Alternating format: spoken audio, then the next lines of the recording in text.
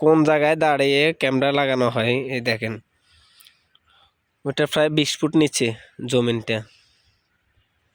আর আমি আছি এখন এই যে ওয়ালের উপরে।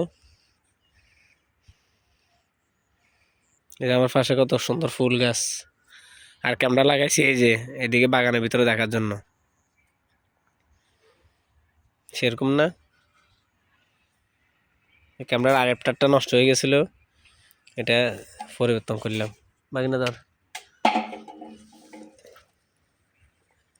আসলে কাজ করতে গেলে অনেক টাইমে অনেক ধরনের রিস্ক নিতে হয়।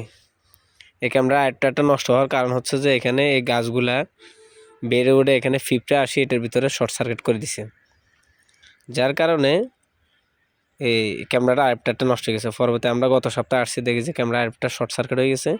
তো গাছগুলা কেটে দেওয়া হয়েছে, এই যে এখন মরে যাচ্ছে আস্তে আস্তে, উপরের দিকে মরে যাবে। এখানে আরেকটা ক্যামেরা আছে যেটা হচ্ছে ওই যে পুকুরের দিকে মুভ করা।